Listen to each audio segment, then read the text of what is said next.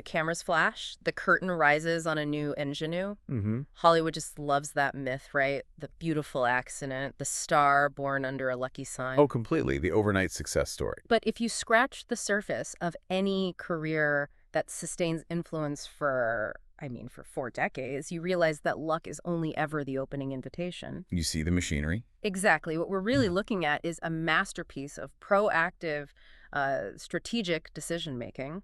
Welcome to the deep dive. Today, we are cracking open the dossier on Nicole Kidman.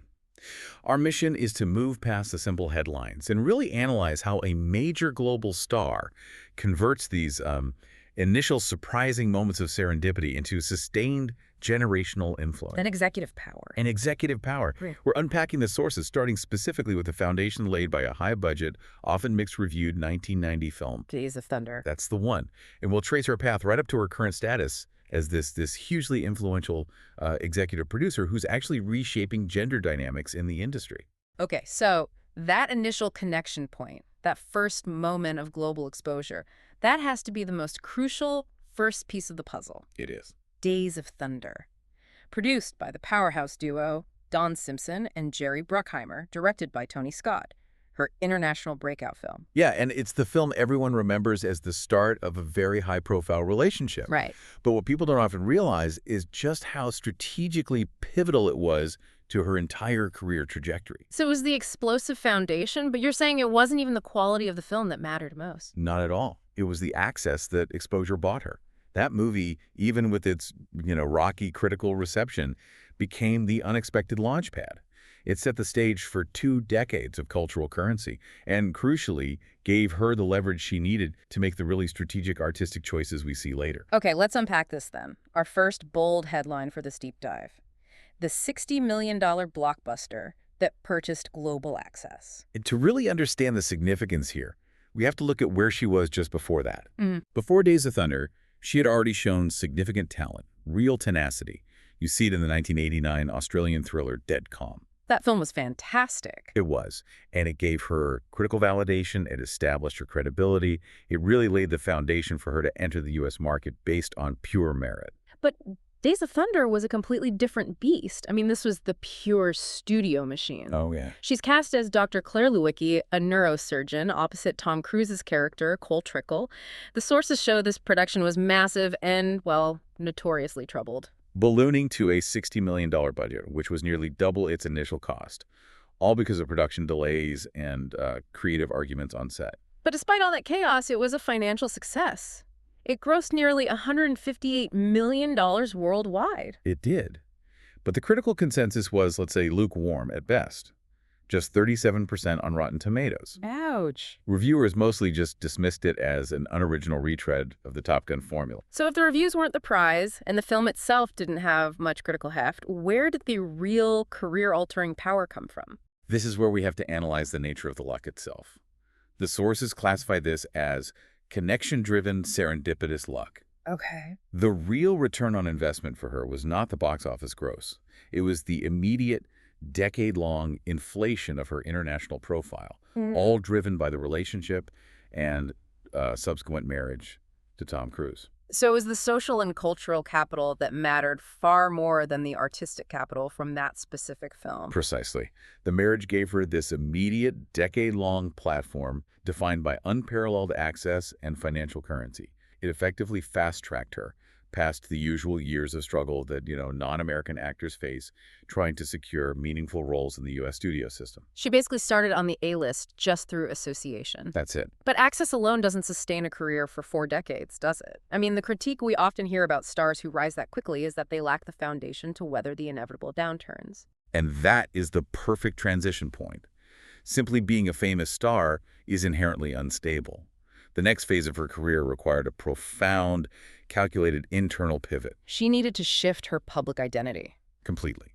From wife of a star to undeniable, critically respected artist. Which brings us to our second strategic phase, and this one has a much more challenging headline. The post-divorce strategy, trading visibility for prestige. This pivot was spurred directly by the highly publicized divorce from Cruise in 2001. She needed career revalidation, and she needed it in the most public way possible. So her strategy was what? To just go for more serious roles? It was more calculated than that. The sources say she intentionally decided to invest all that accumulated commercial visibility capital All that blockbuster money and fame. and pour it into securing critical prestige capital. But was that truly a calculated choice? Or was she just, taking the best serious roles that were offered to her during a period of real professional uncertainty? The sources suggest it was very calculated, and you can see it through the sequencing of the films. She'd already shown she was pursuing challenging material. She reunited with Cruise for Stanley Kubrick's final film, Eyes Wide Shut, in 1999. Right, working with Kubrick? Working with Kubrick, who was famously demanding and meticulous, that gave her a critical shield.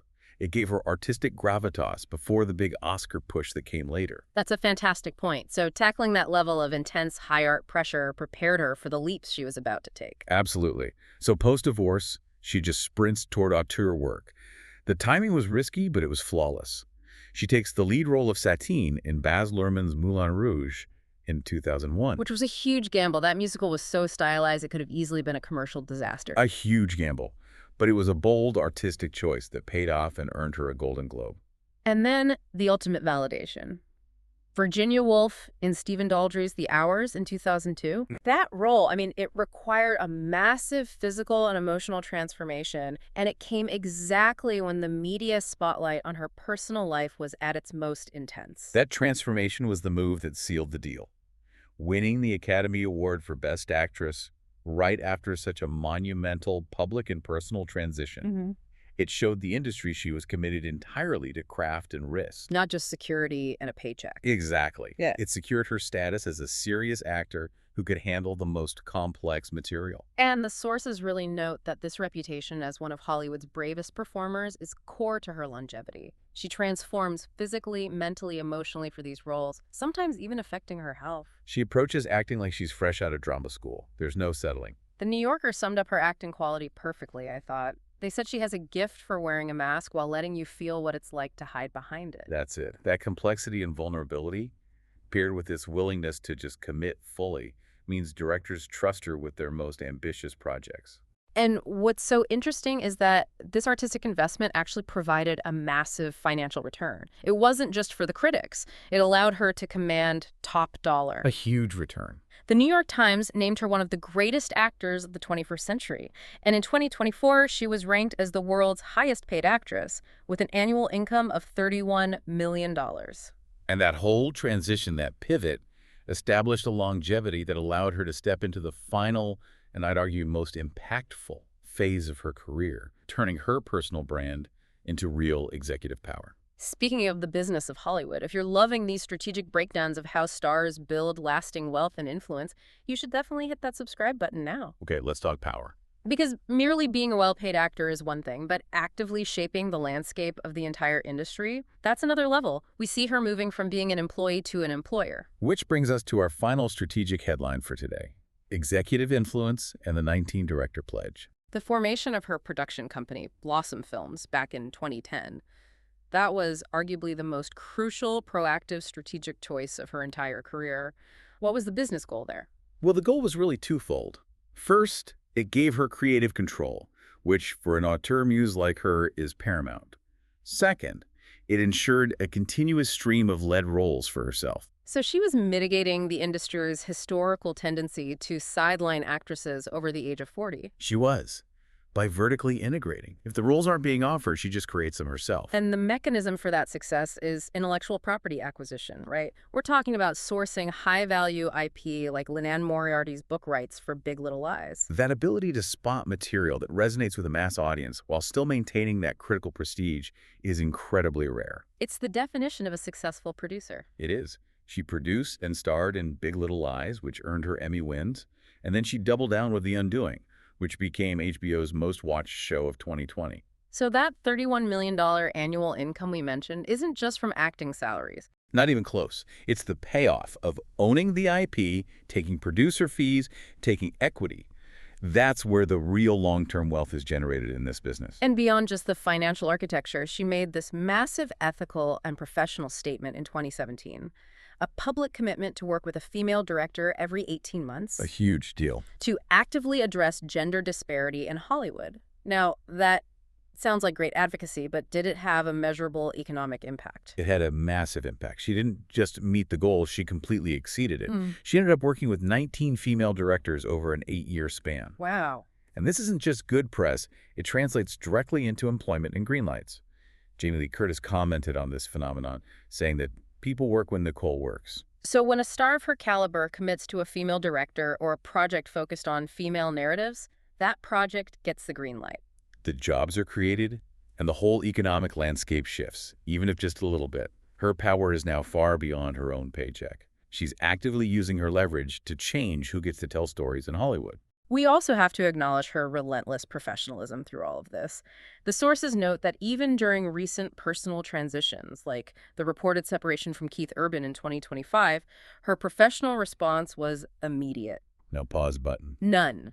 Immediate focus on high-profile projects like the erotic thriller Babygirl and the Amazon series Scarpetta. And that focus just continues to yield artistic success.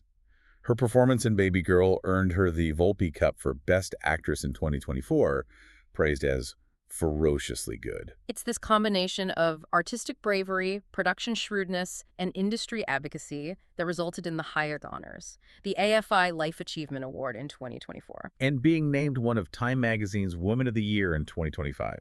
It's an accumulation of recognition for her entire strategic approach. So if we step back, the whole journey is a perfect case study. You have the global visibility kickstarted by the connection-driven luck of Days of Thunder. And the high-profile marriage. Which she then rapidly and strategically converted into critical prestige through all that challenging auteur work. Leading directly to her current status as a powerful producer who is driving systemic industry change.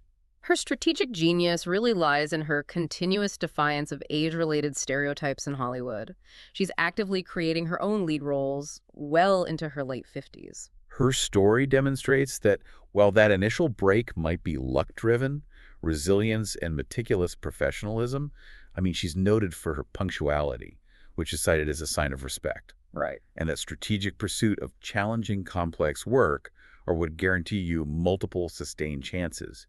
She isn't waiting for the phone to ring, she's building the switchboard. And this raises a fascinating question for the future, given the financial pressure on prestige streaming content. If her next strategic move involves heavily investing in global stage productions, maybe bringing high art theater to the masses, what does that say about the financial viability of prestige stage work versus streaming? And how might that influence other A-list actors who are currently kind of locked into the television model? That's the next frontier of strategic leverage, isn't it? Indeed. It's about being perpetually prepared to earn the next opportunity, not just waiting for the current one to end. You've been listening to The Deep Dive, where we uncover the stories shaping Hollywood, music, and pop culture. Thanks for tuning in, and don't forget to subscribe for more stories that keep the stars shining.